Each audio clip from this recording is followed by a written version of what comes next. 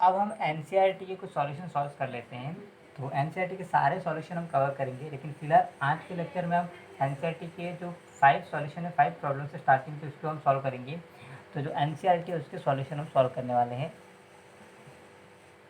NCERT की solution. तो जो एनसीईआरटी के जो सॉल्यूशन है उसमें फर्स्ट जो क्वेश्चन है 1.1, वो कुछ इस प्रकार है कि मॉलर द्रव्यमान ज्ञात करना है H2O, CO2 और CH4 का। मॉलर द्रव्यमान बहुत ही ईजी क्वेश्चन है। मॉलर द्रव्यमान ज्ञात करना है। 3 कंपाउंड दिए हुए, तीनों कंपाउंड का मॉलर द्रव्यमान ज्ञात करना है। एक तो CH4 एंड दूसरा जो दिया हुआ वो है CO2 और तीसरा जो दिया हुआ है वो है H2O का। इन तीनों का मॉलर द्रव्यमान। तो मॉलर द्रव्यमान कैसे निकालेंगे अपन कि जो उसके अंदर परमाणु उनके द्रव्यमान को प्लस करो। तो कार्बन का कितना होता है 12 प्लस हाइड्रोजन का 4 हाइड्रोजन है, इसीलिए एक हाइड्रोजन का एक, तो 4 का 4 हो गया। तो कितना आ गया, ये कितना आ गया 16 ग्राम। तो CH4 का कितना हो गया 16 ग्राम। CO2 में कार्बन का 12 प्लस ऑक्सीजन का कितना होता है 16, लेकिन ऑक्सीजन कितने 2 है। तो कितना आंसर आ गया 12 प्लस 32, यानी कि इसका आ गया 44 ग्राम। कार्बन डाइऑक्साइड का हो गया 44 ग्राम। अब H2O की बात करें तो हाइड्रोजन का कितना हो गया 2, 2 हाइड्रोजन है इसीलिए एक का एक, तो 2 का 2 हो जाएगा। ऑक्सीजन का 16, तो कितना आंसर आ गया 18 ग्राम। क्लियर। तो तीनों का मॉलर द्रव्यमान आ गया, CH4 का 16 ग्राम, CO2 का 44 ग्राम और H2O का 18 ग्राम। क्लियर। ये था क्वेश्चन नंबर 1.1 एनसीईआरटी का। अब बात करते हैं 1.2 की क्वेश्चन नंबर। उसमें क्या है कि सोडियम सल्फेट दिया हुआ हमें Na2SO4, यह है सोडियम सल्फेट। उस सोडियम सल्फेट में विभिन्न तत्वों का द्रव्यमान प्रतिशत निकालना है। सोडियम सल्फेट में विभिन्न तत्व का द्रव्यमान प्रतिशत, विभिन्न तत्व का द्रव्यमान प्रतिशत निकालना है कि हर एक एलिमेंट कितने परसेंटेज में उपस्थित है, कितने प्रतिशत में उपस्थित है, वो निकालना है। तो उसके लिए हमें क्या जरूरत, उसके लिए फार्मूला क्या है हर एक अलग अलग तत्व का निकालने का, कि उस यौगिक में तत्व का भार। तो फार्मूला क्या है परसेंटेज निकालने का, यौगिक में तत्व का भार, यौगिक में तत्व का भार, उस यौगिक में तत्व का भार कितना है, वो यौगिक में तत्व का भार, उसको हमें किससे डिवाइड करना है, उसको हमें यौगिक के मॉलर द्रव्यमान से, यौगिक का मॉलर द्रव्यमान, यौगिक का मॉलर द्रव्यमान। क्लियर। यौगिक के मॉलर द्रव्यमान से। अब फ्रैक्शन परसेंटेज के लिए मल्टीप्लाई बाय 100। अब हम बात करते हैं पहले सोडियम का परसेंटेज। तो सोडियम के परसेंटेज निकालने के लिए हम क्या करना पड़ेगा, यौगिक में तत्व का भार। तो सोडियम का कितना हो गया, सोडियम का कितना है, सोडियम का यहाँ पर कितना हो गया 23 इंटू 2, क्योंकि सोडियम के 2 आइटम है। तो सोडियम का हो गया 23 इंटू 2 डिवाइड बाय टोटल यौगिक का मॉलर द्रव्यमान। तो यौगिक का मॉलर द्रव्यमान निकालने के लिए अपन क्या करेंगे, सोडियम का सबका प्लस करो। तो सोडियम का 23 इंटू 2 प्लस सल्फर का 32 प्लस ऑक्सीजन का 16 होता है, लेकिन यहाँ पर कितने 4 हैं, तो 16 मल्टीप्लाई 4। क्लियर।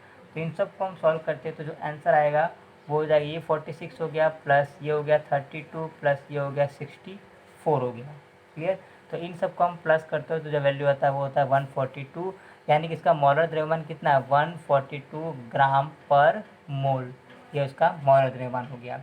तो अब सोडियम का परसेंटेज निकालना है, तो यौगिक में तत्व का भार। तो ये जो यौगिक यहाँ पे दिख रहा है अपने को, उसमें सोडियम का भार कितना है 23, एक सोडियम का 2 सोडियम का 23 इंटू 2। क्लियर। और यौगिक का मॉलर द्रव्यमान कितना 142, और इसमें क्या करना है इंटू 100। तो यहाँ पर सोडियम का जो परसेंटेज आता है वो होता है 32.39%।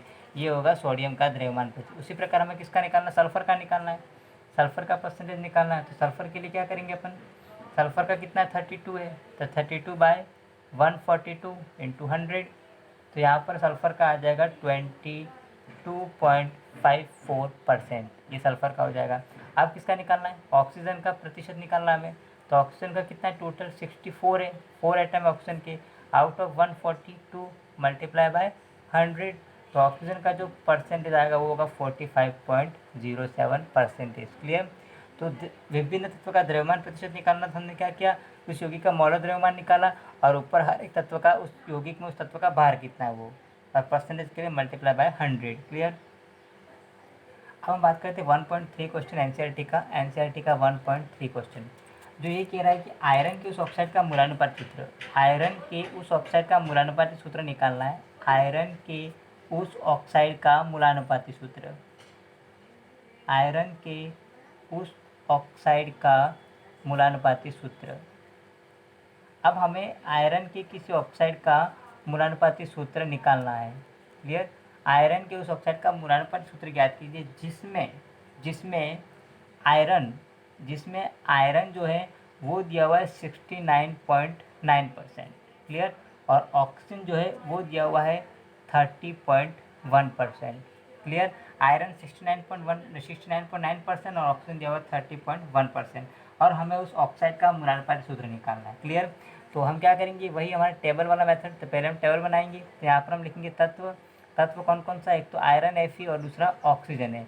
तत्व लिखने के बाद सेकंड में क्या हो जाएगा यहाँ पर उसका परसेंटेज। तो आयरन का परसेंटेज कितना है 69.9 और ऑक्सीजन का कितना है 30.1। क्लियर? अब हम क्या लिखेंगे, उसका परमाणु द्रव्यमान कितना है वो हम नोट करेंगे। परमाणु द्रव्यमान, तो जो आयरन होता है Fe का उसका परमाणु द्रव्यमान कितना होता है 56 होता है। क्लियर? और ऑक्सीजन का तो 16। अब हम क्या निकालेंगे, उसका भार अनुपात निकालेंगे।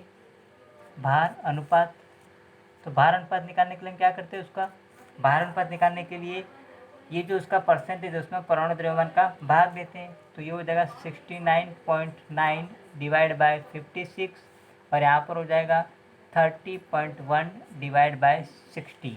क्लियर? तो ये जो आंसर आता है वो होता है 1.25 और यहाँ पर जो आंसर आएगा वो होगा 1.88। ये आंसर आता है। क्लियर? अब हम बात करते हैं, हमें एक सरल अनुपात निकालना पड़ेगा। जिस सरल अनुपात में ये तत्व क्रिया करके वो यौगिक बना रहे हैं, वो ऑक्साइड बना रहे हैं, तो सरल अनुपात कैसे निकालते हैं अपन, छोटी संख्या का इन दोनों में भाग। तो छोटी संख्या कौन सी है 1.25, तो 1.25 का 1.25 में भाग देंगे तो ये वैल्यू आएगा 1। और उसी प्रकार 1.88 का भाग देंगे 1.25 में। क्लियर?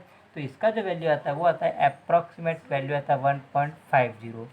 क्लियर? तो यहाँ पर जो Fe है, Fe तो 1 है। क्लियर? और ऑक्सीजन कितना है 1.5 है।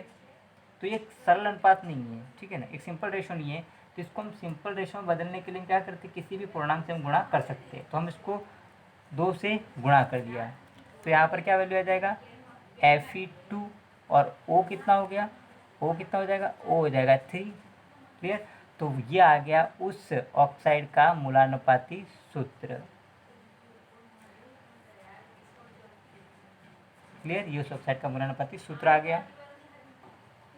तो अब बात करेंगे एनसीईआरटी का 1.4 सवाल, जो कुछ इस प्रकार है कि हमें CO2 की कितनी मात्रा प्राप्त होगी वो निकालनी है, जिसमें 2 कंडीशन है। पहली, 1 मोल कार्बन को हवा में जलाया जाता है और दूसरी कंडीशन 1 मोल कार्बन को 16 ग्राम ऑक्सीजन में जलाया जाता है। क्लियर? तो हम पहले फर्स्ट सवाल सॉल्व कर देते हैं। तो उसके लिए हम पहले इक्वेशन लिखते हैं। तो कार्बन ऑक्सीजन की प्रेजेंस में जलता है तो क्या निकलती है CO2 निकलती है। क्लियर? और रिएक्शन बैलेंस आप देख रहे हो यहाँ पर, तो यहाँ पर आप देख रहे हो कार्बन कितना है 1 मोल कार्बन, तो 1 मोल कार्बन को जलाने पर CO2 कितनी मिल रही है अपने को 1 मोल मिल रही है। क्लियर? और क्वेश्चन में क्या पूछा, 1 मोल कार्बन को जलाने पर CO2 की मात्रा पूछी उसने। क्लियर? तो 1 मोल CO2 का भार कितना होता है 1 मोल CO2 का भार। क्लियर? तो यहाँ पर देखिए उसको हम मोल कैसे निकालते हैं, मोल निकालने के बाद क्या करेंगे, दिया गया भार उसको हम किससे डिवाइड करते हैं, उसको हम डिवाइड करेंगे उसके अणुभार से। तो हमें क्या निकालना है, भार निकालना है। तो भार निकालने यानी कि N = W/m ऐसा लिख सकता हूँ मैं। तो यहाँ पर हमें क्या निकालना है, W निकालना है। तो W = क्या हो जाएगा N × m। तो W = N कितना है 1 मोल इंटू M कितना होता है इसका 44 कार्बन डाइऑक्साइड का, 12 तो हो गया कार्बन का, और ऑक्सीजन का कितना हो गया, तो ऑक्सीजन का कितना हो गया, ऑक्सीजन की बात करें तो ऑक्सीजन का हो जाएगा 32। तो ये कार्बन डाइऑक्साइड का 44 हो गया। तो M कितना 44, तो W कितना आ गया 44 ग्राम आ गया। क्लियर? यहाँ पर तो यहाँ पर अगर 1 मोल कार्बन को हम हवा में जलाते हैं तो CO2 की मात्रा कितनी प्राप्त होती है 44 ग्राम 44 ग्राम प्राप्त होती है। क्लियर? देखिए सिंपल था, 1 मोल कार्बन को जलाते हैं तो कार्बन डाइऑक्साइड 1 मोल मिलती है और 1 मोल का भार कितना होता है 44 ग्राम। तो कितनी कार्बन डाइऑक्साइड मिलेगी 44 ग्राम अपने को। अब बात करते हैं 1 मोल, तो अब इसका सेकंड क्वेश्चन सॉल्व करते हैं कि 1 मोल कार्बन को 16 ग्राम ऑक्सीजन में जलाया जाता है, CO2 की मात्रा कितनी आती है वो। अब यहाँ पर 1 मोल कार्बन हमने लिया, 1 मोल कार्बन, उसको हम कितने में, 16 ग्राम, हम बात कर रहे हैं कि 16 ग्राम ऑक्सीजन की उपस्थिति में जलाते हैं तो कार्बन डाइऑक्साइड कितना मिलता है वो। तो पहले हम क्या करेंगे, 16 ग्राम को मोल में कन्वर्ट करेंगे।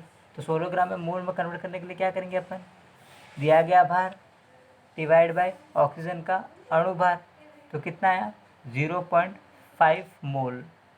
क्लियर। अब ध्यान देना 0.5 मोल, यहाँ पर 0.5, अगर हम बात करते हैं यहाँ पर एक आइडियल इक्वेशन की, तो 1 मोल O2 है, उसके साथ कार्बन की 1 मोल की क्रिया कराने पर 1 मोल CO2 मिलता है। तो 0.5 मोल O2, जब 0.5 मोल O2 के साथ क्रिया करवाएंगे तो CO2 कितना मिलेगा, 0.5 मोल। क्लियर। यानी कि 1 मोल कार्बन को 0.5 मोल ऑक्सीजन के साथ जलाया जाता है तो CO2 की मात्रा भी कितनी मिलेगी अपने को, 0.5 मोल मिलेगी। क्लियर। 0.5 मोल। अब उसको ग्राम में कन्वर्ट करना अपने को, तो कितना हो जाएगा 0.5 × 44, यानी कि कितना वैल्यू आएगा 22 ग्राम। क्लियर। तो यहाँ पर जो वैल्यू आएगा वो होगा 22 ग्राम। अब हम आज का एनसीईआरटी का लास्ट एंड फाइनल सवाल करते हैं 1.5। तो इस प्रकार है कि सोडियम एसीटेट जो है उसका हम 500 ml और 0.375 मोलर जलीय विलयन बनाना है। तो उसके लिए हमें सोडियम एसीटेट का कितने द्रव्यमान की आवश्यकता होगी। क्लियर। और यहाँ पर हमें सोडियम एसीटेट जो इसका मोलर द्रव्यमान दिया हुआ है, तो हमें सोडियम एसीटेट की कितनी मात्रा की आवश्यकता होगी वो। क्लियर। तो यहाँ पर हमें जो सॉल्यूशन दिया हुआ जो विलियन, वो विलियन हमें कैसा बनाना है, उस विलियन की मोलरिटी कितनी है, वो जो विलियन हमें बनाना है वो है 0.375 मोलर, इतना जलीय विलियन बनाना है। ठीक है। और विलियन कितना बनाना है, विलियन का आयतन, विलियन बनाना है कितना अपने को, 500 ml विलियन बनाना है। और हमको सोडियम एसिडेट की मात्रा निकालनी है। क्लियर। अब यहाँ पर, तो यहाँ पर जो हम बात करते हैं अपन, जो मोल है, मोल में निकालने के लिए दो फार्मूले, एक तो N इक्वल टू क्या होता है, W/M, दिया गया भार बटे अणुभार, और एक दूसरा वैल्यू होता है, एक होता है N equal to M × V। ये हमने मोलरिटी के लेक्चर में, प्रीवियस लेक्चर हमने डिस्क्राइब किया था, N equal to M × V। Clear. तो यहाँ पर हम इन दोनों से, देखिए यहाँ पर W हमें क्या, जो हमारे पास एथिल सोडियम एसीटेट है उसकी मात्रा निकालनी है हमें, तो हम इन दोनों फार्मूलों का यूज़ करके निकाल सकते हैं, क्योंकि हमारे पास M भी है, यहाँ पर M क्या है, मोलरिटी, और यहाँ पर M क्या है, मैं M0 कर देता हूँ इसको, यहाँ पर M0 क्या, अणुभार। क्लियर। जो कि दिया हुआ है यहाँ पर, ये रहा। क्लियर। तो यहाँ पर हम बात करते हैं तो क्या हो जाएगा, W/M इक्वल टू हो जाएगा MV, और V हमें किस में लेना है, V की हम बात करते हैं, V हमें लेना है लीटर में, VL यानी कि लीटर में लेना है। तो W किसका, W CH3COONA सोडियम एसीटेट का, डिवाइड बाय उसका मोलर द्रव्यमान जो दिया हुआ है 82.0245 इज इक्वल टू M कितना है, M यानी कि यहाँ पर क्या है, मोलरिटी, मोलरिटी कितनी है 0.375 मल्टीप्लाई बाय किससे करना है, V लीटर में लेना है, तो 500 यानी कि 0.5, 500 ml है तो 0.5 लीटर हो जाएगा, लीटर में कन्वर्ट करेंगे कितना हो जाएगा, 0.5 हो जाएगा। तो यहाँ से हमारे पास आ जाएगा WCH3COONA, और इसका जो वैल्यू आएगा वो होगा, जब इसको सॉल्व करते हैं तो 15.38 ग्राम। क्लियर। तो हमने कैसे किया, हमें विलियन हमें दिया हुआ था, यहाँ पर जो वैल्यू दी हुई थी वो थी, एक तो 500 ml का सॉल्यूशन बनाना था और 0.375 मोलर सॉल्यूशन बनाना था। तो हमको पता है कि मोल को हम कैसे निकालते हैं, given weight by molecular mass, और N is equal to M × V होता है। तो उन दोनों फार्मूले का यूज़ करके हमने यहाँ पर W का वैल्यू निकाला। क्लियर। तो यहाँ से आगे जितने भी न्यूमेरिकल एनसीईआरटी की उसके बारे में हम जिक्र करेंगे अगले लेक्चर में। Thank you so much.